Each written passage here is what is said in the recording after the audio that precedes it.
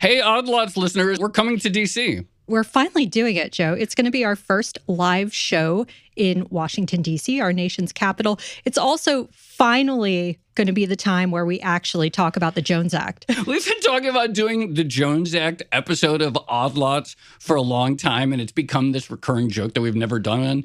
But we're going to do it in grand style because we're going to be doing it live in D.C., and it's actually going to be a debate.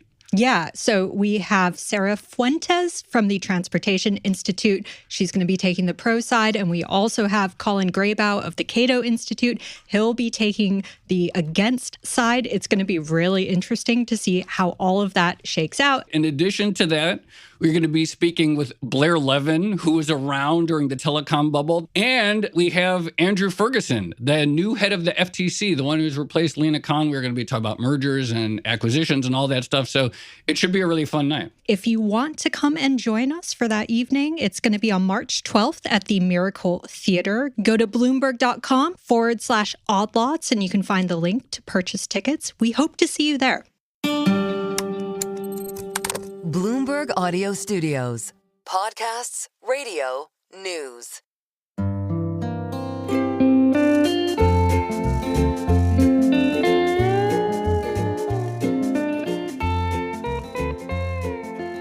Hello and welcome to another episode of the Odd Lots podcast. I'm Joe Weisenthal. And I'm Tracy Alloway. Tracy, we're recording this February 25th, and we're just a little bit over a month into the new Trump administration. And setting aside how one views the long-term goals of the administration from the outside, it's chaotic. And there have been a lot of cuts, and it doesn't look like scalpel types of cuts. Many things have been shut down or frozen completely in some respect. And you see a lot of people talk about the implications of these moves, but I find it hard to wrap my head around. There's a lot happening, that's for sure. And I think one of the struggles of everyone who's trying to follow this at the moment is that you have new executive orders coming out almost daily. Then you have the legal challenges to those. And then you have the administration itself sometimes arguing within itself about whether or not certain orders should be followed, certain emails should be replied to. It does feel very chaotic. One area that I think has caught a lot of people's attention in particular has been immediate moves at the NIH, the National Institute of Health. And there are multiple moving parts here. But from what I've been understanding, that when there are grants awarded, some of the money goes to direct costs and some of it's indirect. And there has been a change in what's allowed on the indirect.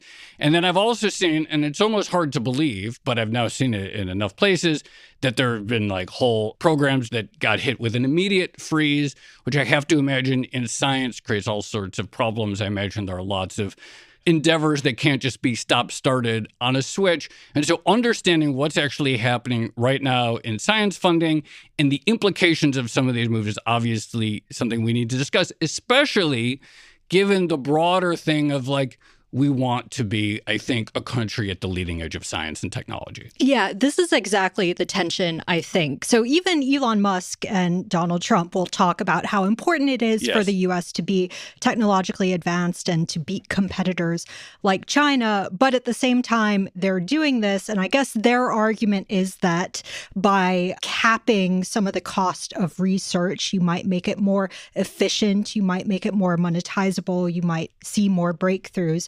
But again, there is this tension to the sledgehammer approach that we've seen, where if you just put in a cap on something like indirect funding, it can affect a bunch of research programs. So we should talk about it. I must admit, I don't know anything about NIH funding. It seems very sprawling and very complicated. So I want to get into that as well. All right. Well, I'm very excited to say we have the perfect guest, someone who actually is a scientist in the lab working on these things and has been talking about the impact of the moves over the last several weeks.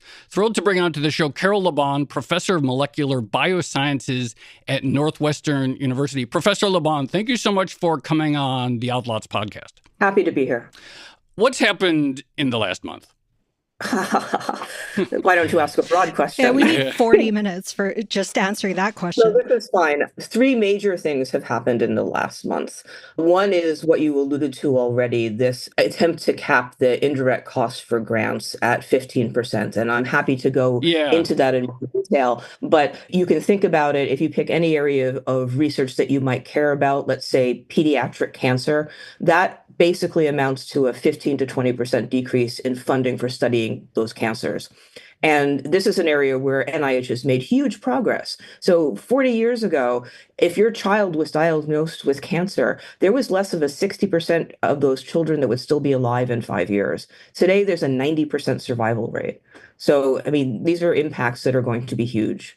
I'm going to actually stop you right there because I think this is important. There is science research that happens outside of the NIH.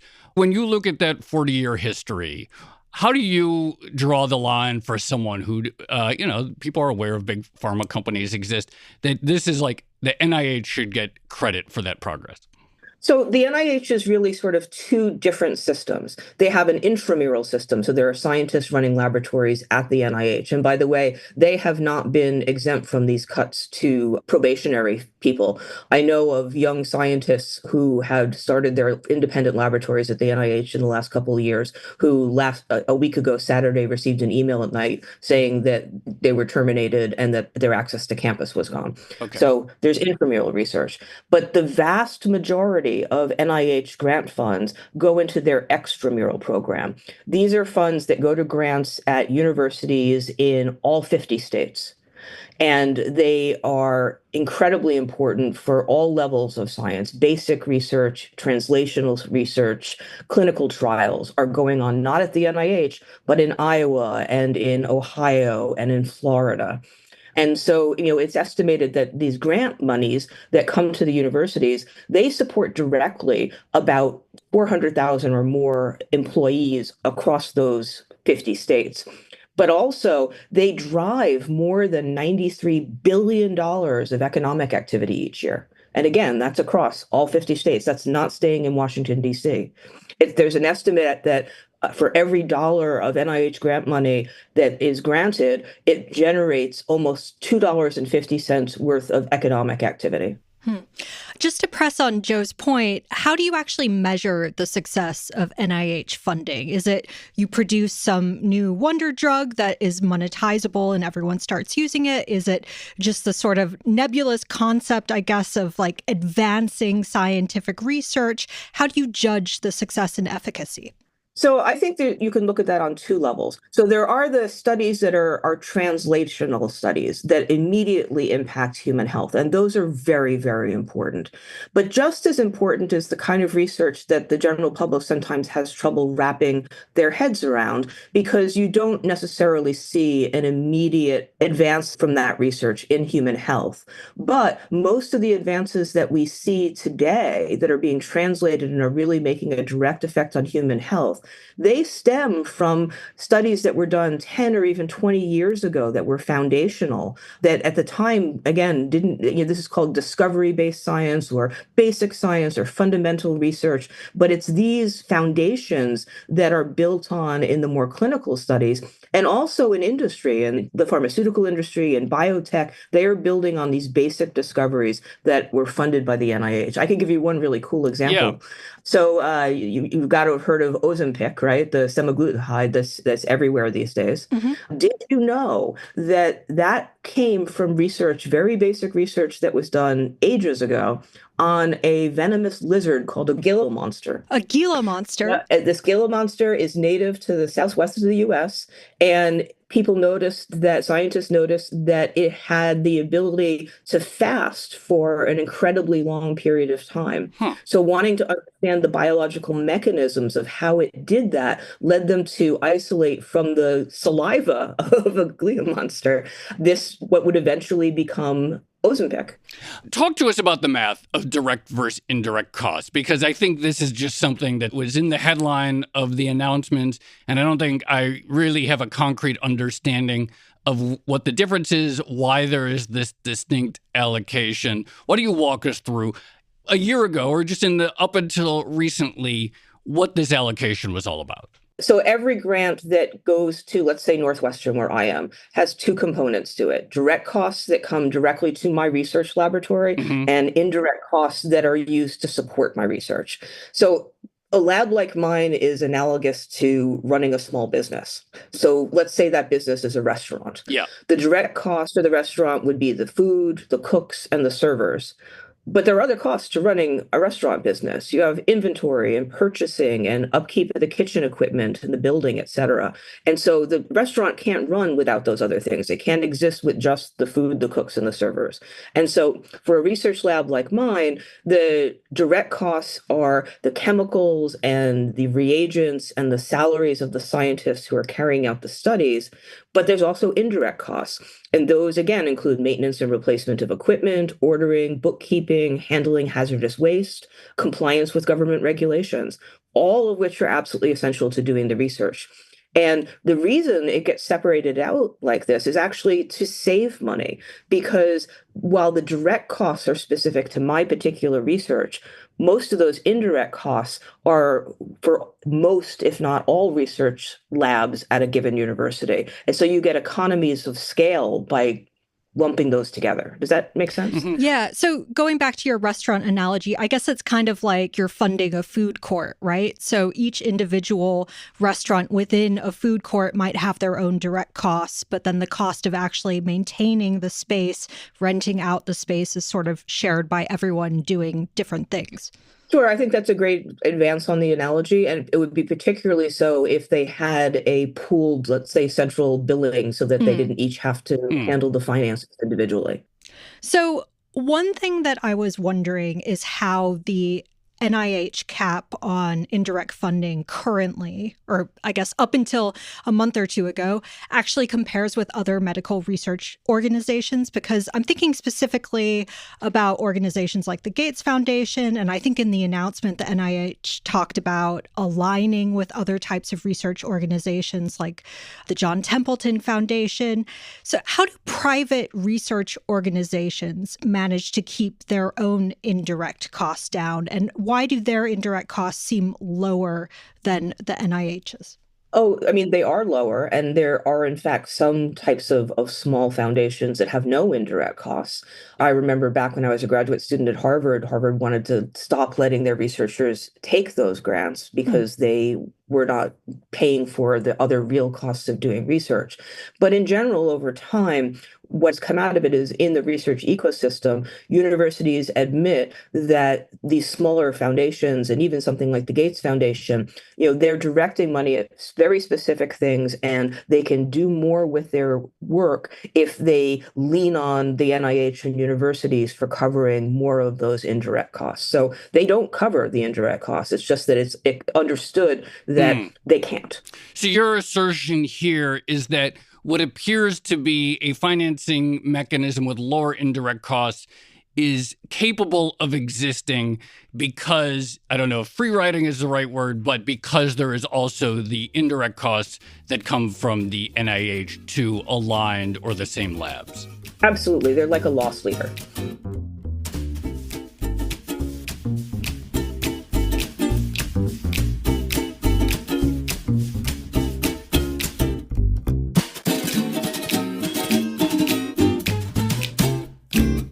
So one of the arguments is that a lot of NIH funding goes to a handful of extremely well-endowed universities. It's skewed. That also, and it's something you hear a lot, including from people in academia, that there is a tremendous amount of bureaucratic bloat that exists. And I think, setting aside the science, it does not surprise me that the current administration wants to take aim at bureaucratic bloat within America's universities, et cetera. Why shouldn't we be skeptical of the degree of costs that these labs have borne? I mean, I think you shouldn't be skeptical because these are negotiated between Health and Human Services and the universities through a very thorough process where they sit down and really have to lay out what the costs are and show proof that that's what the costs are. So this isn't somebody picking a number out of the air. Sure. This has been the result of negotiations to really figure out what the costs are. And, most university would tell you that even the negotiated indirect cost rates don't cover all of the costs of research. This is a very wide-ranging question, but going back to Joe's point about the administrative burden, could you maybe walk us through the process of getting an NIH grant? Like, how does it actually work? How long does it take? How many steps do you have to go through? Yeah. So NIH runs 3 funding cycles a year. Each of them take more than half a year to complete, almost 3/4 of a year. So basically, there'll be one date where grants are submitted, another date where grants are reviewed by a panel of experts from around the country, usually a panel of 25 to 30 scientists with subject matter expertise in the area of the grants. And those are called study sections. And then finally, they'll be reviewed by an advisory council that will basically okay grants for funding. So here's an example. I have a really talented postdoctoral fellow working in my research group who applied for a career transition award back in the summer. His grant was reviewed in October by a study section. It got a phenomenal score that should have been funded. His counsel was supposed to meet at the beginning of this month in February, but because no study sections or councils have been allowed to meet, his grant can't be approved for funding. Wow. So there are 3 of those cycles a year. And right now, I mean, I'm not sure that if your listeners are aware of this, but besides the kinds of things that we're talking about with indirect costs and direct costs, HHS has blocked NIH from posting in the Federal Register. And why that matters is in order to hold one of these study sections, these grant review sections, or hold one of these advisory councils, they have to be posted in the Federal Register at least 15 days ahead by law. So when a judge put a restraining order on the freeze to grants, HHS got around this bureaucratically by just simply not letting NIH submit those notices. So the whole system has been ground to a halt. Grants that were reviewed, like my postdocs last fall, can't get approved at council. Grants that should have been reviewed this month can't be reviewed, and who knows whether their councils will meet coming in May when they should. So right now, labs are really in sort of an existential crisis. I mean, so again, going back to this small business model, labs are small businesses that run on very tight margins. And so if I'm going to be running my laboratory on one of these NIH grants, which let's say is 4 years long, in year 3, I would be applying for a renewal of that grant to continue that research. And remember, research that the NIH has already invested in. If that grant can't get reviewed or funded, then I'm turning around to the people in my lab and saying, I don't want to have to do this, but I'm going to have to let you go. So not only is that a real cost in terms of jobs for people who are, again, experts in what they're doing, but you're damaging research that you've already invested in. The whole thing is kind of senseless. That's certainly not government efficiency. Can you talk more about what's being frozen right now? So you've just described the stopping of the review process. So theoretically, if this freeze is in place by the time you need your next tranche of funding, and it can't happen, then you could have layoffs. What's happening operationally in labs that you know of right now as a result of the overall freeze? Are there specific trials or tests, or I guess experiments is what a layperson might call them, that had been going on in January that aren't happening right now? So I think there are some clinical trials out of NIH that have been affected directly. For most of us, it's damaging things, but we could still pull back from it being absolutely disastrous if things get turned around very, very soon. But otherwise, the layoffs are going to include people who take care of research animals. It's going to include the people that make sure that hazardous waste is disposed of safely. And right now, it really depends on each university. A lot of universities have begun to either rescind offers for graduate students for the coming fall, or basically decide not to have the next class of graduate students, or cut it down by 20 to 50%. And I think this is something that's important to bring up. So NIH research really does three things, right? It funds the science that we've been talking about. Mm-hmm. So making drugs like Ozempic or pediatric cancer research. It funds money in the economy, as I mentioned. So hundreds of thousands of jobs, $93 billion a year in economic activity. But the other thing it does is to train the next generation of research scientists. And I can tell you that the trainees right now, graduate students and postdoctoral fellows, are completely scared and demoralized and wondering whether there is a future for them in science. And if we lose the next generation of scientific researchers, it's not just going to affect academic research. We train the workforce for the pharmaceutical industry and the biotech industry. This is going to decimate U.S. scientific biomedical research broadly written. So, just on that note, one thing you hear from the Trump administration continuously is this idea that we need to compete with China. And it's certainly true when it comes to electronics technology like semiconductors. And they say also in the realm of scientific funding. Can you maybe talk a little bit about how the Chinese research model stacks up against the U.S. research model? And I guess how much competition there is currently between the two countries for that younger generation of talent?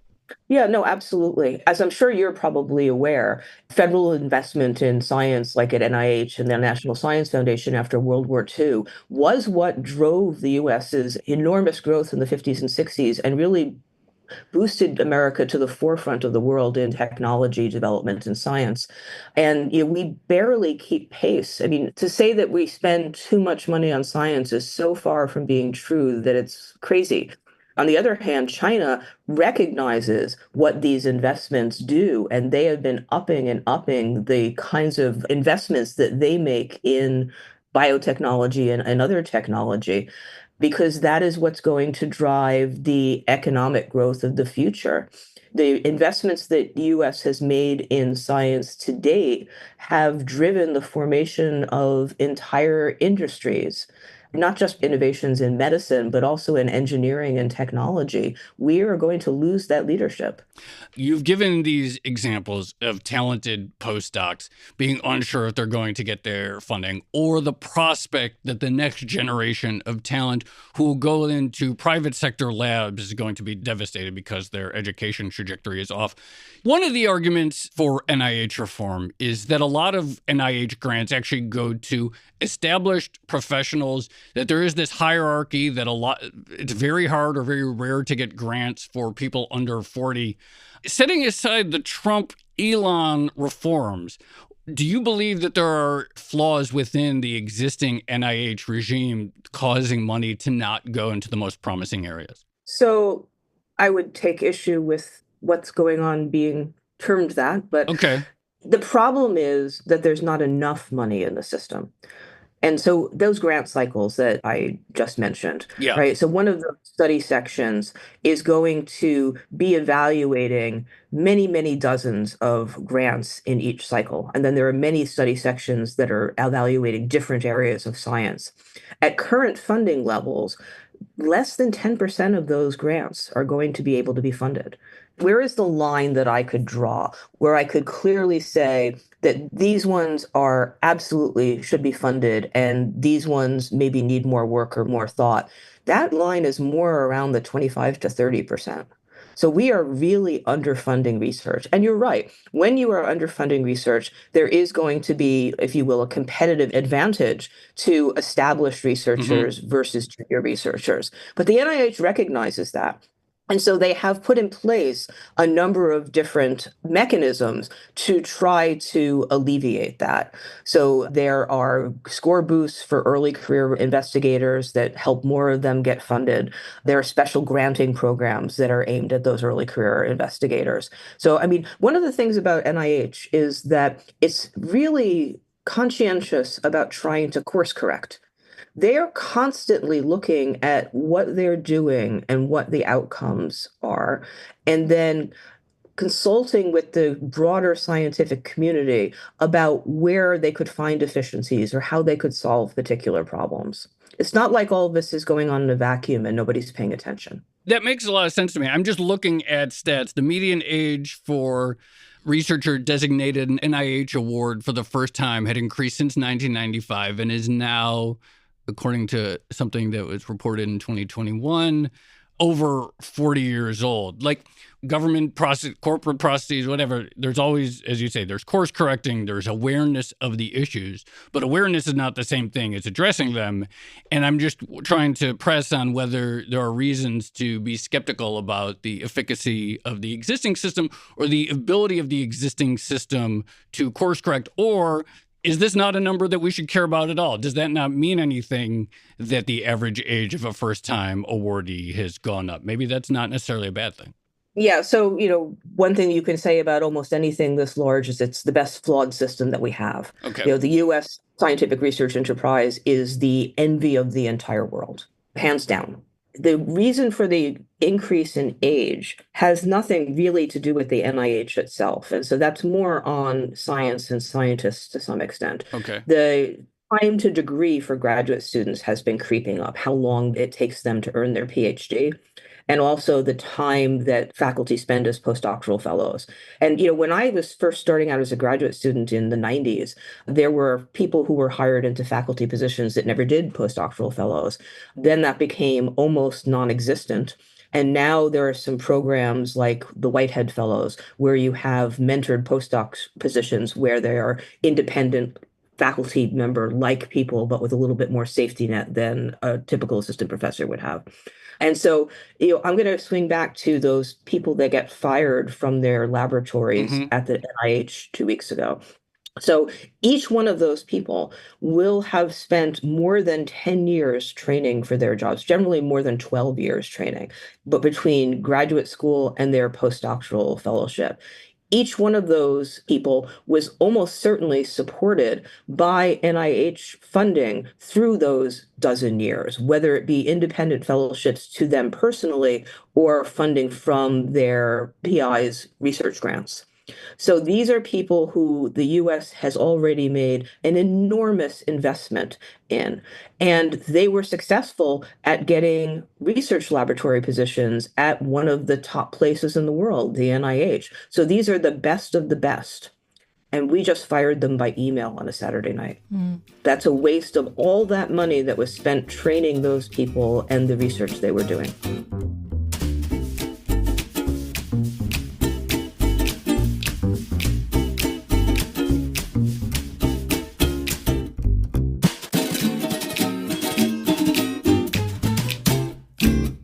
Mentioned slim profit margins earlier, and I think this is one of the things that a lot of people struggle with when they talk about public funding for research at elite universities in particular, because you see numbers like, the Harvard endowment has more than $50 billion, and there are other universities out there with even more. And I guess the question is, why can't universities that are charging incredibly high tuition, that run these massive investment accounts, and that also get donations, why can't they fund everything themselves? Okay, so first, I just want to make a correction that it's not profit margins. There's no profit here. It's operating margins, right? It's the ability to keep your laboratory afloat. So that said, endowments are not this sort of bucket of free funds. Endowments are a collective of money that has been donated by specific donors and earmarked for particular things. And so there are legal requirements that you spend that money on what the donor asked for it to be spent on. There are a few places, Johns Hopkins is a great example. Bloomberg himself has made investments there that can be spent directly on science. That's making a huge difference there. But in general, at most universities, people who are funding endowments are funding the sports stadium, unfortunately. They're funding financial aid, which is great. My own university has made enormous strides in having an increase in Pell Grant eligible students, which is super important. But for the most part, they're not general funds that can be used to support anything you want to. Let's get back to operational realities. So some of your research recently, I'm reading an article at northwestern.edu about lamprey eels. And obviously, as you mentioned, with the example of Ozempic and the Gila monster, what seems like sort of pure lab experimentation in biology has the potential to turn into an incredible profit source. But even setting aside that question, okay, let's say you have some new idea. There's something new you want to explore. about the biology of eel and eel cells, et cetera. How do you come up with the price? You're applying for a grant. You want to build on some research that you do. Talk to us just about that process of you think you need or you feel you need X money, et cetera. What do? How do you, blank sheet of paper, you want to do a new experiment and you want NIH money? What does that process look like of coming up with that number? Okay, so there's coming up with the ideas and coming up with the grant numbers and budget itself. The ideas usually stem from research that you've been doing and are informed by research that other people are doing. It's usually you will get into conversations with other researchers to refine those ideas to really make them to the point where they're shovel ready for actually doing experiments so you can apply for grant funding for them. So the NIH has two kinds of granting mechanisms going back since the early 2000s. One is, which has been the main way that people get funding, is called modular grants. And those grants are really a set amount of money. So there's no sort of negotiating for what their actual costs are. It's just that this is the amount of money. And that amount of money has not changed in the last 25 years. And so while costs for personnel and costs for reagents and everything else has gone up a lot, that amount of grant money has not gone up. What is it? Are we talking 1 million? Like what is a module? We're talking about $250,000 a year. Okay. So this is not a lot of money, right? So if you want more money than that, and more people are having to do this because $250,000 is not enough to support a research laboratory anymore, then you have to submit a non-modular budget where you basically have to estimate in excruciating detail how many personnel it needs and how much that will cost. What are the actual animal costs? What are the, let's say, sequencing costs for next generation sequencing, genome sequencing? What are the reagent costs, et cetera? Do you need any specialized pieces of equipment? Attach a quote for me for that to show me exactly how much that piece of equipment will cost. So this is non-trivial. You might argue, if you're looking for inefficiencies in the system, that making people go into that much detail and then needing people at the NIH to go into a forensic dive onto each of those things is maybe not the most efficient way of doing it, but it's the only way of doing it right now. So it's not that you're sort of pulling some number out of thin air and saying, hey, dude, this is how much money I need to do my research. It's going to get scrutinized at the university level. We actually have to submit even more detailed budgets than will actually go into the NIH because they want to make sure that we are in compliance so that we don't ever get in trouble with the NIH.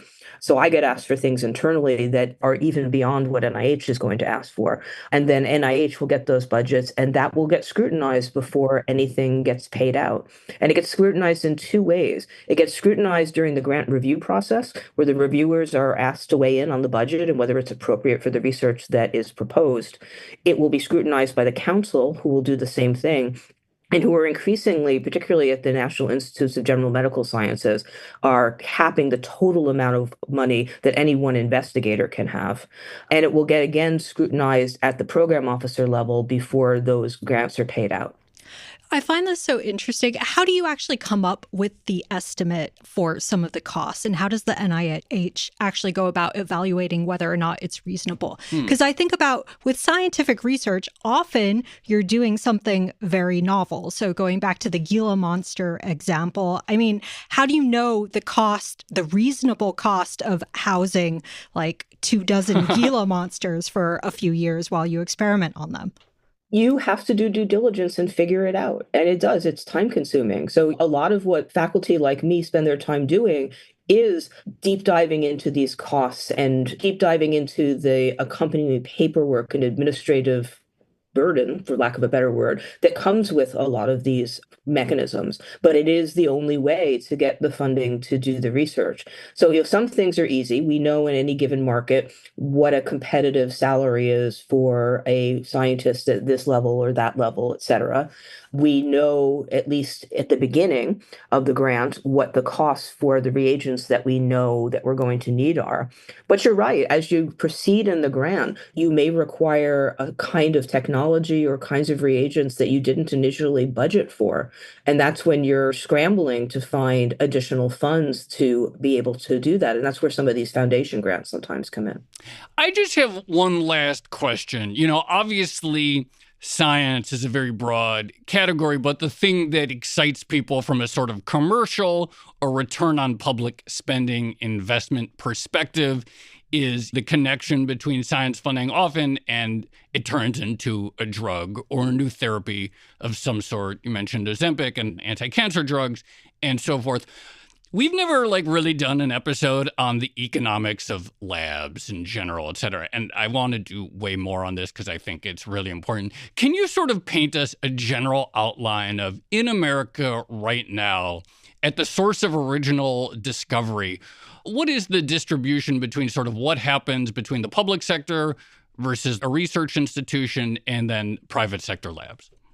Yeah, I mean, since the 1950s, this has been an invaluable three-way partnership, right? The government wants to do research, but it knows that it doesn't have the capacity, let's say, to do it all on the NIH's campus. Yeah. And so it partners with scientific laboratories at universities by providing grant money so that basic research can be done. The pharmaceutical industry or the biotechnology industry, they don't make investments in that kind of foundational research because there's no exact timeline for when you might get a payoff from that, right?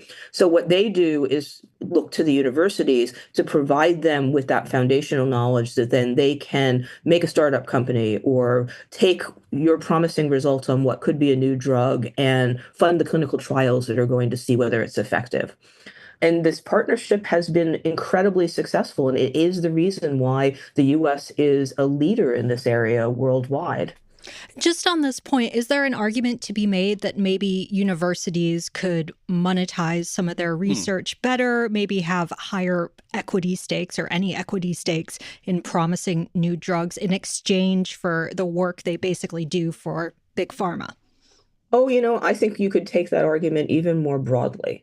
So why is it that a drug that was developed at Northwestern, and there's a real example for this, but I'll leave the drug and the person out of it, that was then turned into trillions of dollars by a pharmaceutical company. Now, the university did get a cut of that because they had the patent on it.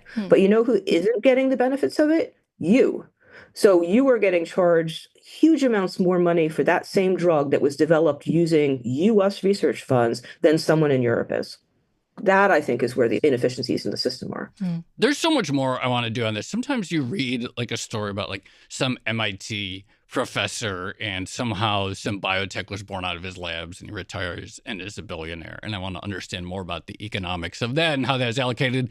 But this was a fantastic introduction to the topic of what's going on. So, Carole LaBonne, thank you so much for coming on Outlaws. Happy to have talked with you. Thank you very much. Thanks, Carole. That was great. And I'd be happy to explain lamprey to you at some point. They frighten me. I think. Yeah, I do not I find them very interesting, but I also find them extremely off-putting at the same time. Well, I'm convinced that they are the inspiration for the Demigorgon. Oh, yeah. Yeah, you're right. They look like them. Absolutely. Yeah, but they are like a living fossil. They are the closest thing we have to a living example of what the most primitive vertebrate was. And so if you want to understand where you as a human vertebrate comes from, we can look to evolutionary studies using the lamprey. Can we keep this last little bit in? That was actually really good. Thanks, Carole. Yep, thanks. Bye-bye.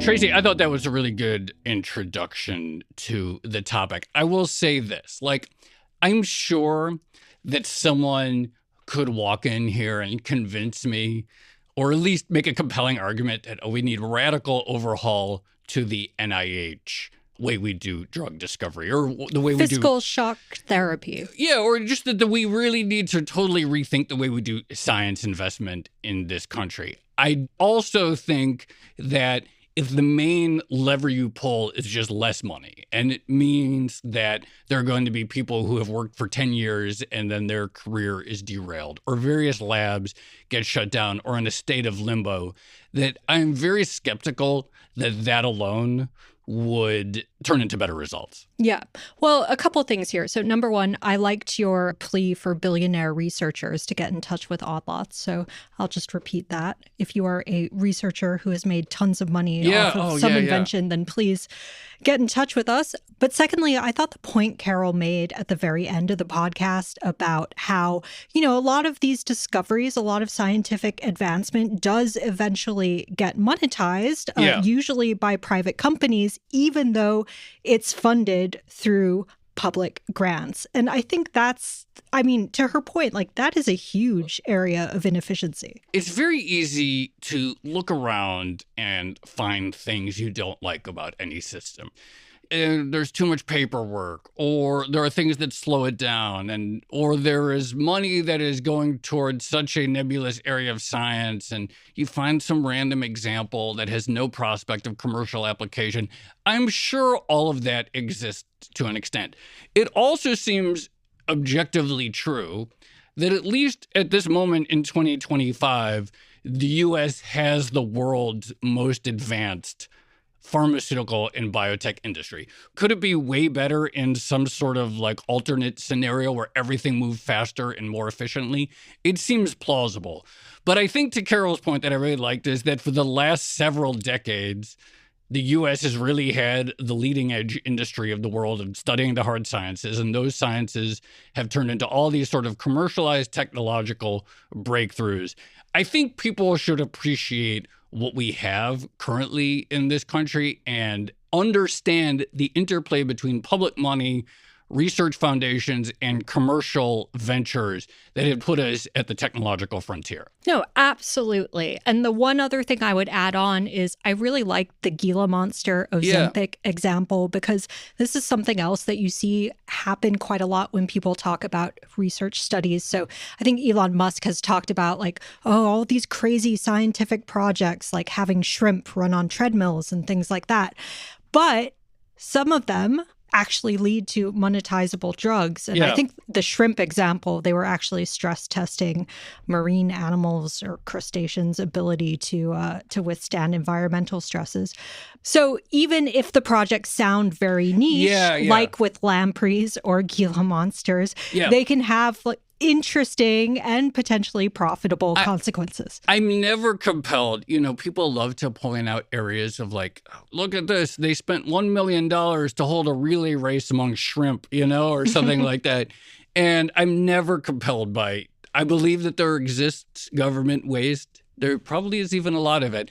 I find those to be the least compelling examples that people love to say.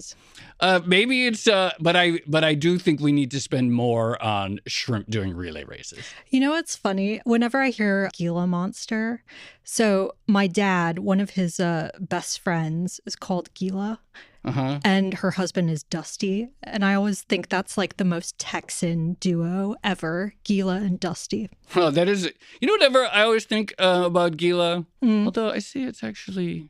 I was going to say, Gila is one of the few words that was imported into the U.S. language from Southeast Asia. But actually, in this case, it is not. It has a totally different etymology. It has something to do with the Southwest. So I thought I knew something, but I don't. Okay. In many such cases. Shall we leave it there? Let's leave it there.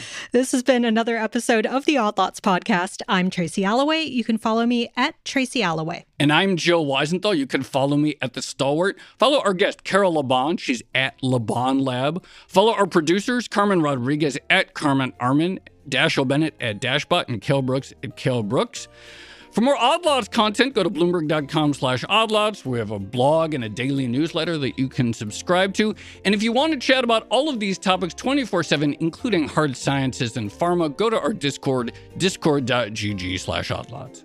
And if you enjoy Odd Lots, if you like it when we talk about scientific research funding and the etymology of the word Gila, then please leave us a positive review on your favorite podcast platform.